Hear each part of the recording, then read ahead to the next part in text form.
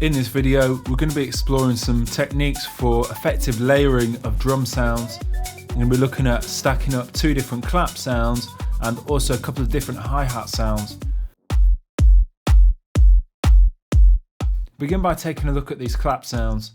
I find a really effective way for layering clap sounds is to use quite a percussive hit underneath something with a bit more character. I've got this percussive clap sound, it might even just be a percussion sound. It provides a really nice frequency layered with a kick drum and just a little bit of subtractive EQ around the main body of the sound will do nicely. I've got this second clap sound now.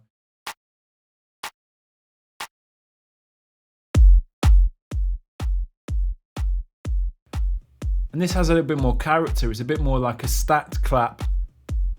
I've got it on a sampler instrument because I think it might sound more interesting pitched down. I get a little bit more character out of the sound at about -5 semitones. And it sits with that percussive clap really nicely. Again, some very simple EQing is probably all that's necessary on this sound.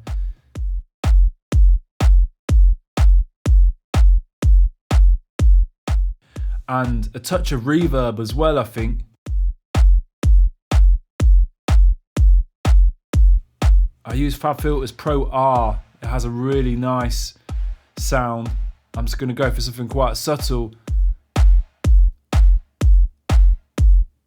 to give the sound a little bit more space, help it sit in the mix.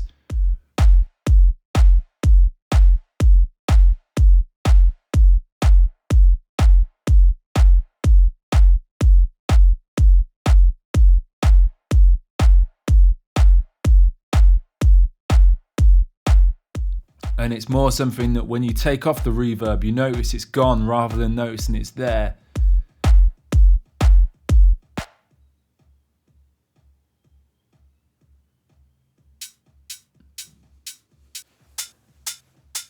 Those sounds set up. Let's take a look at our hi-hat samples now. I've got 2 more closed sounds laid together that are providing a bit more the offbeat transient in the hi-hat, laid with an open hat that provides a bit more energy for the drums.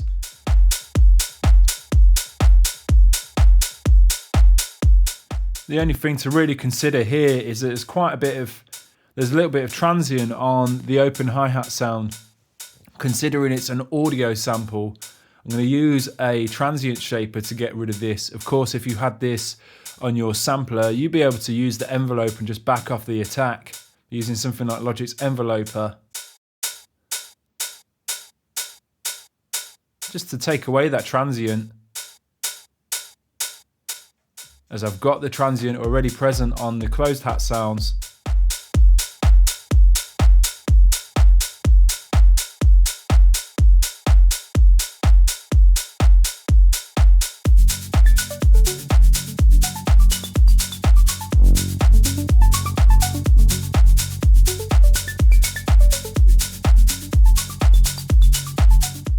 The other thing I'd like to do is group all of these sounds together and apply a little bit of drum bus processing to help gel the sounds together and provide a bit more clarity and punch. I'm going to send them to a bus channel here.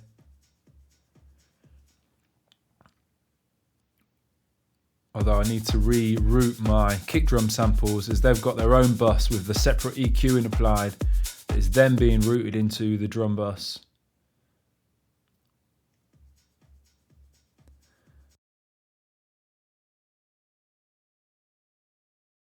And now on my drum bus, I'm going to apply Sample Magic's Boost plugin and use one of my favorite presets from the plugin and just tweak it slightly.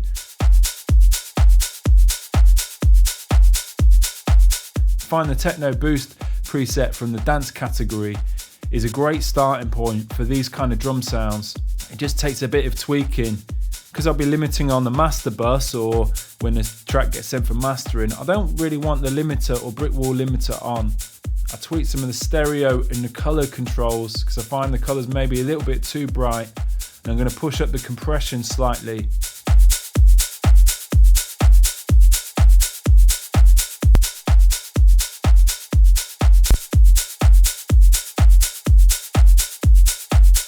It really brings the drum sounds to life, gives them a lot more punch.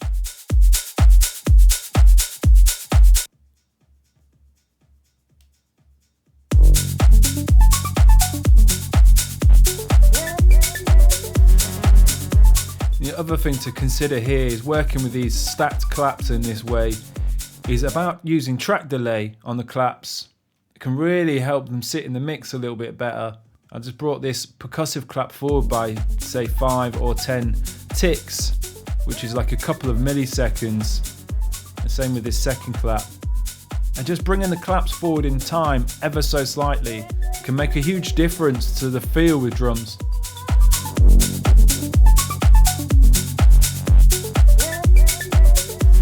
And also, when you mute and unmute this percussive clap and the other clap sound, you realise what a difference that percussive clap makes to the sound.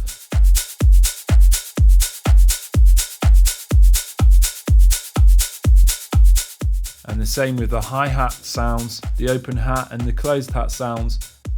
It's often the case with layering drum sounds to have something with more transient laid with something with a bit more character, creating a sound where the whole is very much greater than the sum of its parts.